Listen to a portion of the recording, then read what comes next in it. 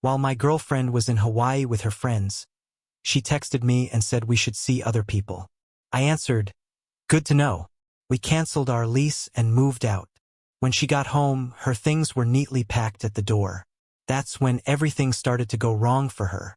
Hello, Reddit. During her trip to Hawaii with her friends, my ex felt she wanted some time alone. $5,000 were gone from my account a week later, and my things were halfway to storage. If she wanted space, I thought I'd offer her a lot. But believe me, that was only the beginning. Let me go back a little. Noah Hale is my name. I'm 31 years old and work in software, mostly from home. My job keeps me looking at screens more than people. Renee Calder and I live together. She is 29 years old, works in marketing, and talks a lot about brand identity. Somehow, our one-bedroom apartment seems more like her Pinterest board than a place where two people live. My mornings are calm. At 7 o'clock, I go to the gym. At 8 o'clock, I have coffee. By 9 o'clock, my laptop is open. Renee's mornings began with her hitting snooze 4 times and swearing at her work emails. There are so many makeup and skincare samples on her vanity table that it seems like a tiny explosion. I have a laptop charger and a single mug. She was getting ready for a trip to Hawaii with only girls that week. For 3 weeks, she and her pals Ava and Tara went in and out of the apartment to arrange it. They acted like they owned the place every time they came around, chatting about swimwear, herbs, and the bars they had to go to.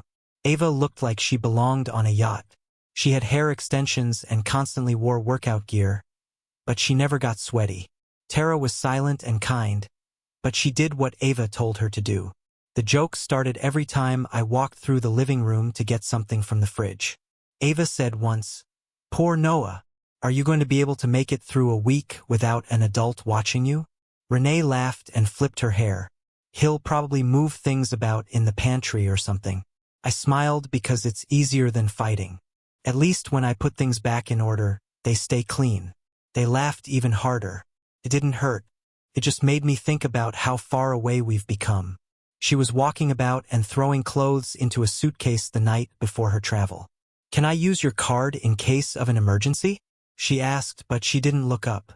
"What kinds of emergencies?" I said, in case my debit card gets locked or something. I didn't like that, but I gave her my card. "Don't go crazy with it." She rolled her eyes. "Take it easy. I'm not stupid." The flat felt empty as soon as she closed the door behind her that morning. I took her to the airport and kissed her farewell. She kissed me back as if she were already in line to board. She was already on her phone with her thumbs moving quickly before I even left the terminal. She started posting pictures 2 days later. Pineapples, beverages, beaches, and sunsets. Those captions that are too filtered for living my greatest life. I scrolled for a minute and then put the phone down. Not one of them mentioned me. That night, she called while I was cooking. "Hey, could you please provide me the password for Netflix? We are watching something before we go." I sent it. She hung up without saying thank you. The next day, she wrote again. Her on a boat with her hair flying and a guy's arm barely in the picture. "Freedom looks good on everyone," the caption wrote. The comments were full of fire emojis and "Yes, Queen" gibberish. I didn't say anything. I was at work later that night verifying a code push when I got her message. It didn't take long. "Since I came here, I've been doing a lot of thinking. I think we've been different for a time now, and maybe it's time for both of us to look for other things.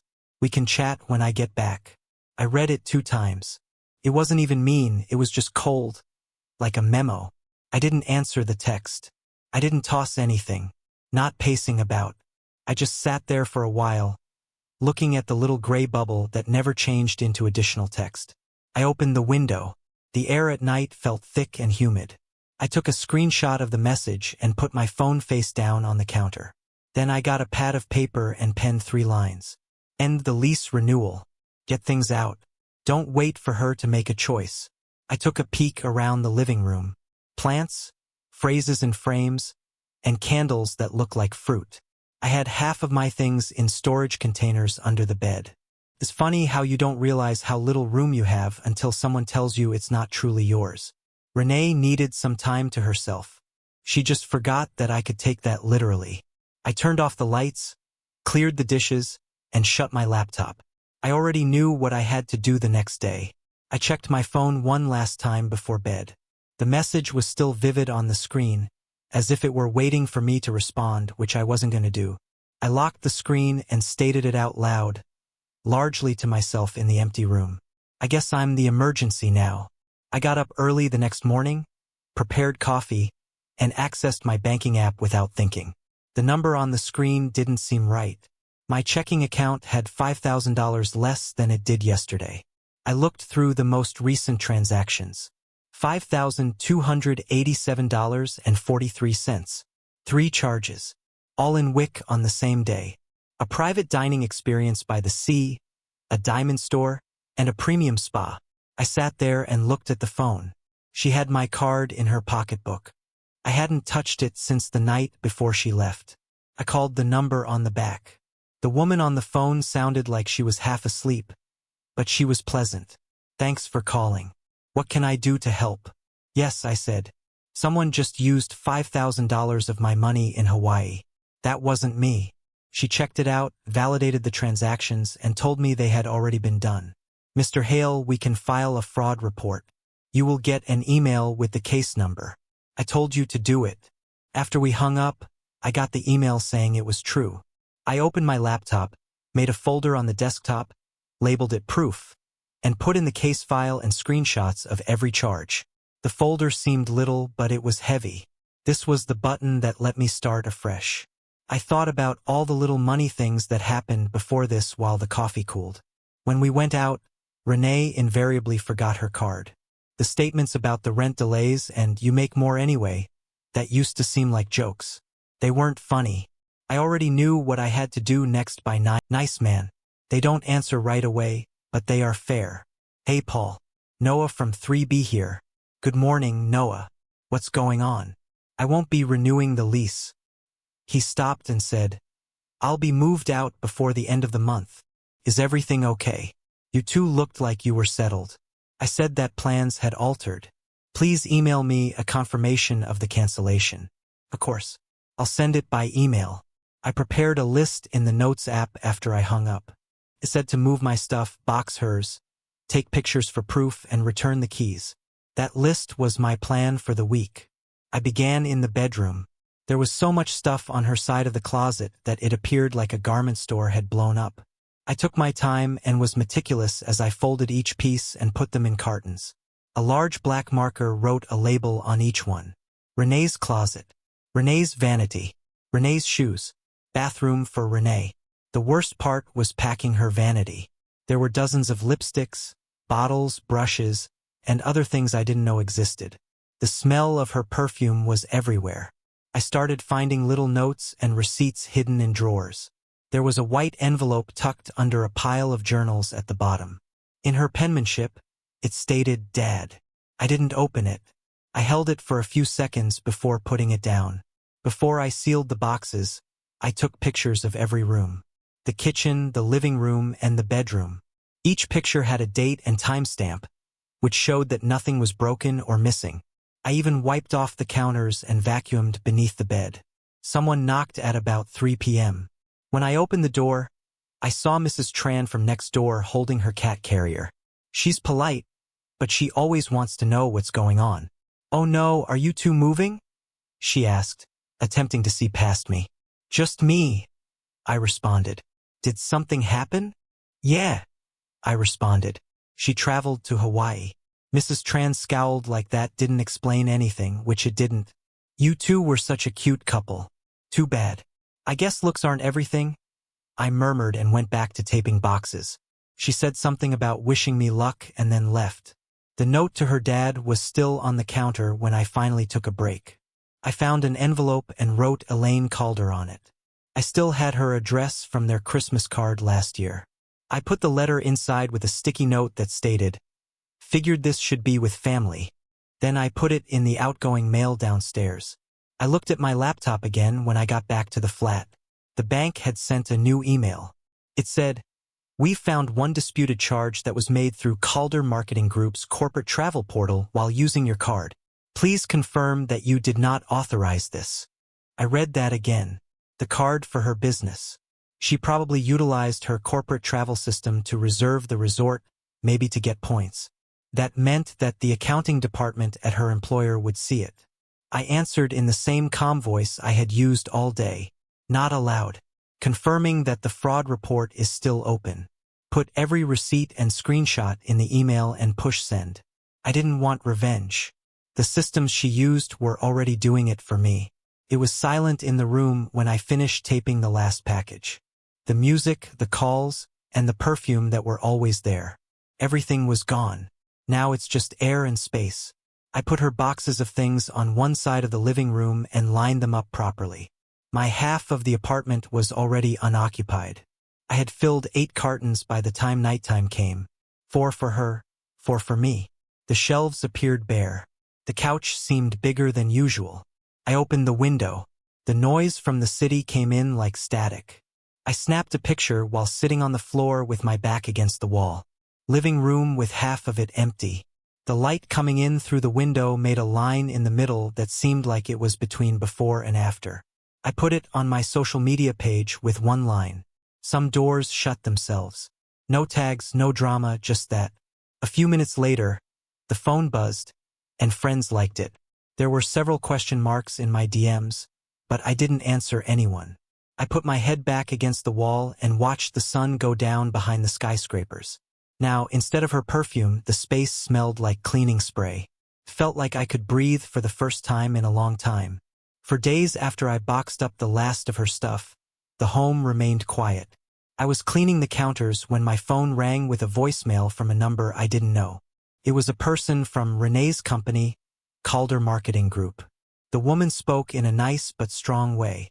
"Mr. Hale, we're looking over a business expense that was charged to your card. We would like to confirm the details."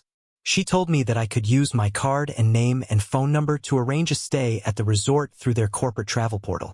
I opened my laptop, attached the receipts and screenshots as proof, and submitted them with a one-line email. All transactions were not allowed. There is a current fraud case. 10 minutes later, they answered, thanking me and talking about their own compliance process. In other words, Renee had just walked into an HR meeting that she didn't know was going to happen. The apartment was clean by the afternoon. There were only her boxes remaining, lined in rows against the wall in the living room. I had already relocated my belongings to the short-term place across town, but I retained a small box of tools to clean for the walkthrough. The next day, I was going to give the keys to the landlord. Someone knocked loudly. I thought it was Paul who was doing the inspection. No, it wasn't. Renee stood there with her bag handle in one hand and her sunglasses on. She was tan from the trip. She had flown home 2 days early. Before she even walked in, she appeared astonished to see the boxes. She said, "What the hell is this?" I used a towel to wipe my hands. "Your stuff. You said we needed space, so I made some. You're throwing me out like trash." "You ended it," I said. "I'm just following orders," she said as she pushed by me and looked around. "My desk is gone, my closet is vacant, and the shelves are empty. You really did move out. You didn't even wait for me to get back. You told me not to. That text wasn't the last one." She went crazy. "You are totally over the top. I meant that we should chat when I got home." I said, "See other people." "And you wrote. It's hard to get that wrong." Her voice got louder. "Everyone saw your post and is asking questions." Then the transition happened. Her voice got softer. "I didn't mean for things to get this bad. The trip was dumb. We all fought. I shouldn't have texted what I did." I leaned against the counter and waited. She kept talking about the card. "It was a mistake. I was going to give you the money back. In that case, your HR shouldn't have emailed me this morning." I told her that froze her. What did they do? They wanted me to authenticate the charges. I did. Her face lost all its color. Then she slammed the box shut and glared. "Noah, you're going to regret this. You believe you're the victim, but everyone will know what kind of person you are." I answered, "I already do." Her heels echoed along the hall as she rushed out. I let out a breath once the door snapped shut. The room was even quieter than before. My laptop made a sound a few minutes later. The bank sent me another email. "We've added more receipts to Calder Marketing Group. The investigation is getting bigger. I didn't smile, but I could feel closure becoming closer. I put the last of her boxes by the front door, made a list of what was in them, and taped it to the top box. I wanted it to be evident that everything was accounted for. Victor was coming back from walking his dog as I walked into the hallway. He looked at the shifting straps in my hand. "Did she show up?" "Yes," I responded. "Quick visit." He laughed dryly. People like that only learn when the world stops giving. I secured the wheels on the dolly and nodded. "Then it's time for class." We carried the final 2 boxes I had kept back down to his truck together. They were tools and cleaning materials. Probably took 15 minutes. He didn't ask me anything, and I didn't offer anything. Paul, the landlord, came by for the last walkthrough by early evening. It appeared like the flat was cleaner than when we first moved in. He strolled from room to room with his clipboard and nodded. He added, "I've never seen a tenant leave it this clean." I gave him the keys. "Thanks," he said, signing the inspection page and ripping off my copy. "She's still picking up her things." "Eventually," I answered. "It's labeled. Keep a spare so she can schedule pickup." He shrugged, put the keys in his pocket, and departed. The light was lowering behind the blinds, making long lines on the vacant floor. I stood there for a second with my phone in my hand. Then I took a picture of the spotless flat and shared it to my page with a simple caption. "That's one lesson that has been paid for." Then I locked the screen and left for the last time. The picture of the vacant flat had hardly been up for an hour when everything got loud again. The way my phone lit up was different from when she first left. Messages, alerts, and calls came in like someone had kicked a beehive. Ava was the first. "Noah, you're really unstable. Renee told us what you did. Getting rid of her things. Who does that? You need help." Then Tara showed up. Less harsh but still defensive. "I don't know what's going on, but maybe you should just talk to her. You two are both being nuts right now. Please don't post anything else. She is quite upset." People like that don't want the truth. They merely want proof that their version is correct. By midday the next day, everyone knew about Renee's breakdown. Her stories were long paragraphs with screenshots and ambiguous posts about betrayal and emotional assault. In one tape, she cried and said she arrived home to discover her life on the sidewalk. There were a lot of comments with fire and sympathy emojis. "Stay strong," Ava said, and Tara added a heart. I watched one entire loop, turned off the sound, and went on. The ripple didn't take long to reach my inbox. Friends who knew both of us texted me, "Man, what happened? Are you okay?" She's saying some crazy things. I ignored them all. I had spent 3 years explaining things to her, so I wasn't going to start explaining her to anyone else. That night, a little after midnight, my phone rang again. The caller ID switched between unknown and her name. I let it buzz 4 times before picking up. Her voice hit me right away, shaky and high, like she had been crying and screaming at the same time. "You're ruining me, Noah. Do you even know what you've done?" "I guess I do," I replied. "You made me appear crazy. You're posting cryptic garbage so people think I cheated or something." "I didn't post you," I said. "You posted yourself." There was stillness for a time, then crying. "You don't understand. I didn't mean to hurt you. I just—" She stopped in the middle of a sentence, and her tone altered. The tears fell quickly. "You know what? It wasn't even a big deal. You were just easy to get to. I was getting to know myself. I kept my voice steady. It didn't ruin it. Just stopped funding it." She started yelling again, but I'd already hung up. The call came through twice more, then stopped. The next morning, an email from the bank investigator landed in my inbox with the subject line, "Evidence attached." I opened it. The attachment was a merchant confirmation with the signed receipt and timestamp. Same boutique in Wook. Her signature matched, and the clerk's notes listed my card. Standing at the counter, sunglasses on her head, laughing with the clerk as she signed a slip. My card sat right there on the counter beside her phone. No explanation needed. I saved the file and dropped it into the folder with the rest. I didn't send it anywhere. I didn't need anyone else to see. The facts had a way of handling themselves if you just let them breathe. Later, when I stepped out to grab groceries, I ran into Victor in the hallway. He was walking Hank, his big gray dog that looks like it could pull a truck. He looked at me, saw the set of my face, and nodded. "She's still losing it pretty loudly," I said. He leaned on the doorframe. "People like that think volume wins arguments." "Yeah," I said. "I'm just glad she's yelling somewhere else." Victor chuckled once. That low kind of laugh older guys have when they've seen enough to stop being surprised. "You did the right thing. Don't let anyone convince you otherwise." "I won't," I said. "Appreciate it." He clapped my shoulder, muttered something about Hank needing dinner, and walked off. The hallway went quiet again. That night was calm for the first time in days. I cooked something simple, ate while answering a few work messages, then scrolled through headlines until the noise of the week faded. Around 10, I plugged in my phone and saw 40 missed calls and 24 new texts. Some from numbers I didn't know, some blocked. Most were screenshots or half sentences that didn't make sense. The last message, though, stood out, just one line. "You should know Lucas isn't who you think." No name, no context. I stared at it a second, then typed. Either way, I wasn't chasing it. I closed the messages, muted the number. The apartment was silent. Tires hissed on wet pavement outside. I looked at the stack of boxes I'd yet to move from storage. The photo on my feed still sitting there with quiet likes trickling in. Renee was spiraling in front of an audience trying to rewrite a story everyone would eventually forget. I didn't need to win. I just needed to be done.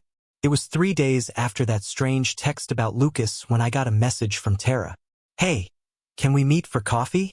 Just want to clear a few things up." Not taking sides. Her name popping up surprised me. Out of all Renee's friends, Tara had always been the least loud. The one who sometimes looked uncomfortable when the other two started teasing me. I told her I could meet near my office during lunch. When I got to the cafe, she was already sitting there. Hoodie, sunglasses, coffee half gone. She looked rough, like she hadn't slept much. "I'm not here to argue," she said right away. "I just don't want you thinking I'm like them." "Didn't think you were," I said. "But I'm curious why you messaged me." She sighed and leaned forward. "You got that text about Lucas, right?" "Yeah." "Still don't know who that is." Her eyes flicked down to her cup. "He's the guy we met in Hawaii." "Well, the guy Renee met, kind of. It's messy." I just nodded, letting her talk. Tara took a breath. "So, Lucas Wren, he's some travel influencer. Has followers, sponsors, free stays at resorts, that kind of guy.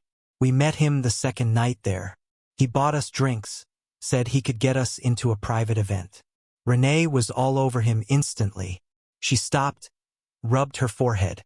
"The rest of the week got messy. Renee hooked up with him first. Ava did 2 nights later. I ended up with him after that. None of us knew until we got home and saw his stories. He posted clips of each of us. Different days, same room." She laughed once, a humorless sound. "We realized what happened when one of my friends tagged me in a post. That's when everything blew up between us.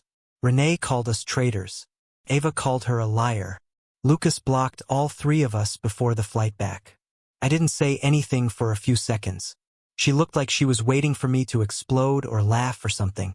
Finally, I said, "So, she lost him. She lost her flat after losing her pal. Is that about right?" Tara nodded. I said, "At least she got the group rate." She really did laugh. It was short but true. After that, she shook her head. "Noah, she's going down. She's attempting to make it seem like she broke up with him on her own terms. But she's been sending him DMs nonstop. I think she's afraid of what's going to happen." "What's on the way?" I asked. Tara got closer. "Her work knows about the card. I still work with someone who does accounting. They said they were looking into her expenses. Your bank gave HR copies of the receipts. She's on leave for a short time, which is like being suspended." I crossed my arms and leaned back. "It makes sense." She bit her lip. "I didn't want to reach out, but you didn't deserve how she dealt with all of this. She keeps saying that you were in charge and that you locked her out of the flat. She's changing everything." I thought so. I told them that's what people do when the facts don't fit their tale. Tara nodded. "I'm just done with it. I'm not friends with her anymore. Ava is acting like she's all right, but she's really angry.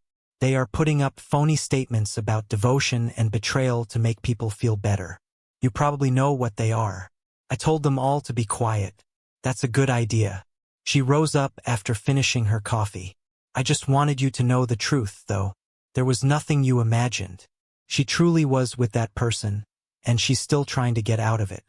I said, "Thanks for being honest with me." She nodded once and then left without looking back. When I went home later, I opened my laptop and looked at social media to see if what Tara claimed was true. It did. The fissures were starting to show. Renee had changed her profile photo to a phrase about how pain can help you grow. Ava's most recent post said, "Don't betray people who would have done anything for you." The comments were half gossip and half pity. Tara had stopped talking totally. I saw the clip after that. Some gossip account had put it up. The camera at the store recorded grainy footage that seems like it was taken from a clerk's private tale.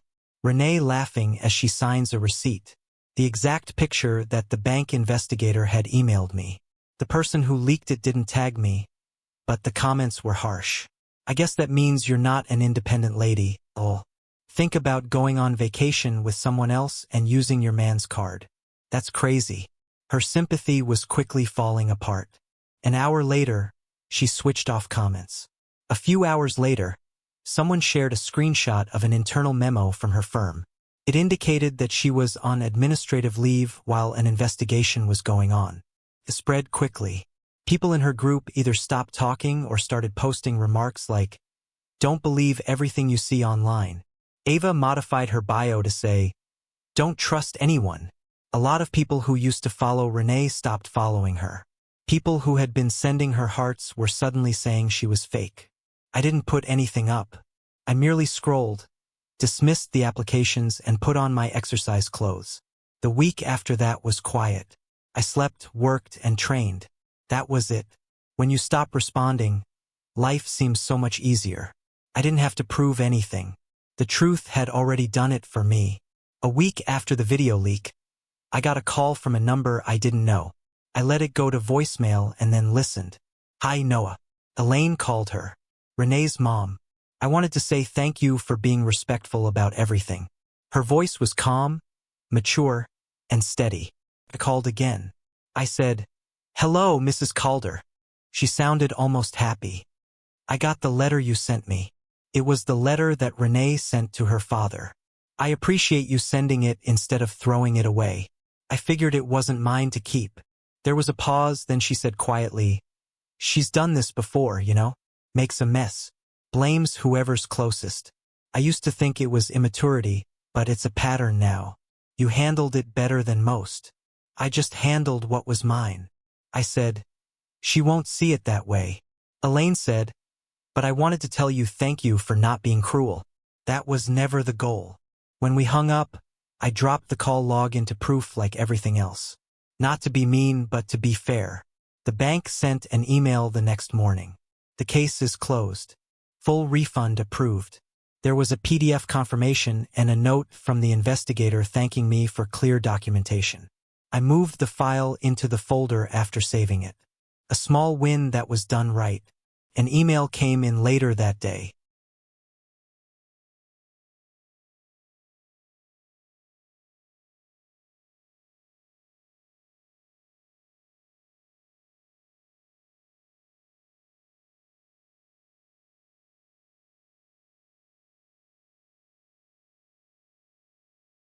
This time it was from Renee. Subject: money settlement. Needed you to pay me for my things and the stress you caused me by invading my private. I want $3,000 by Friday, or I'll have to take this further. Just that, with no welcome or signature. I didn't say anything back. I sent it right to my lawyer, who had already helped me with the fraud papers. He replied half an hour later. "Done. Stop and don't do it. I'm going out today." That was all. By the middle of the week, I had started to move the remainder of the furniture. We had a few things together. Table, sofa, and a tiny shelf. I sold them online, took the money, and split it up in my head. Part for saving, part for good. That afternoon, I donated a few hundred to a local program that helped people get out of bad financial situations. It seemed like the perfect way to finish things. I traveled back to the old building on Friday to give the landlord the last keycard. There were some tools, cleaning materials, and boxes in the back seat. There were also other things I didn't need but hadn't decided whether to throw away yet. Paul met me at the front gate. "You really left this home pristine," he said. "Wish everyone moved out like that." "Old habits," I said. He handed me a small envelope with my deposit check inside. There was a handwritten note clipped to it. "Immaculate. Thank you." I was about to leave when I saw her. Renee was standing outside the gate with her phone in her hand and red eyes like she hadn't slept. She saw me right away and ran toward the car. I stayed where I was. She started yelling before she reached me. "You think this makes you the good guy? You lied about everything. You turned my friends against me." I rolled down the window halfway. "You should go home, Renee," she said, her voice breaking. "You ruined my life. You want everyone to see me as some monster? Well, congratulations. You did it." Paul came outside when he heard the shouting. So did the security guard from the front desk. "Ma'am," the guard said, "you need to step back from the vehicle." She ignored him. "You think you can just move on like nothing happened? Do you really think this is over?" "Yeah," I said. "It is." Security stepped between us. Paul looked embarrassed. Renee shouted a few more things I couldn't even make out before the guard guided her toward the sidewalk. I rolled the window up and waited until they were gone. No yelling, no scene, just air conditioning, humming, and the faint sound of city traffic. After a minute, I pulled out of the lot. When I got to my new apartment, it was quiet. Smaller space, one bedroom, white walls, barely any furniture. Exactly what I wanted. I unpacked the essentials. Laptop, a few shirts, a chair, and my coffee maker. That was all I needed. I set the deposit check on the counter next to the keys. For the first time in months, there wasn't a single notification or message waiting for me. No clutter, no noise, just space that finally felt like mine.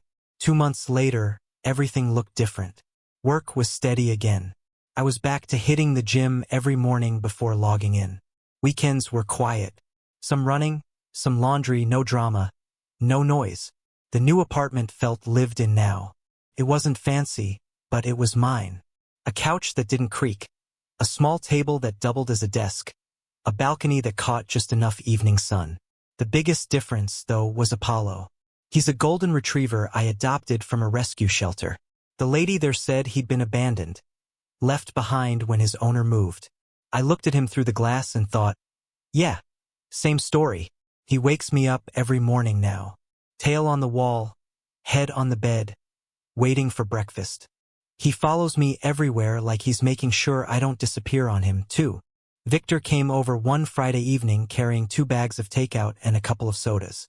"You look like a man who eats cold food too often," he said, walking straight to the balcony. Paulo loved him instantly. Probably the tone of voice, firm but calm. We sat out there while the city lights came on, eating noodles from cartons. No heavy talk, just small stuff. Work, neighbors, Victor's plans to visit his sister. Then he nodded toward Apollo, who was asleep on my feet. "Good choice," he said. "Dogs don't lie. People could learn from that." "Yeah," I said. "He doesn't ask questions, doesn't talk back, doesn't text from Hawaii." Victor laughed quiet and short. "You're doing fine, kid. Don't waste energy looking behind you." "I'm not," I said. "I deleted half my past already." He gave a slow nod like that was enough. The next week after work, I stopped by a cafe near the park. I brought my laptop to finish a few things, ordered coffee, and sat by the window. Apollo was tied outside with his water bowl, watching every person who passed like it was his job. About 20 minutes in, I looked up and froze. Renee had just walked in. She didn't see me at first. Her hair was darker, shorter, no makeup, no shine. She looked tired in that way people do when their lives haven't been going how they tell others online. Then she noticed me. Her eyes widened for a second before she masked it with a half smile. She walked over, holding her phone like a prop. "Didn't expect to see you here," she said. Her voice was flat. I nodded once. "It's a small city." She crossed her arms. "So you're just happy now? That easy? I kept my tone even. I'm fine. She tilted her head. You think you're better than me now? Huh? I met her eyes. No, I said just better without you. That shut her up. She stood there like she wanted to say something else, but couldn't find the words. I took my coffee, gave Apollo's leash a gentle tug through the window, and left. Outside, the air felt clean.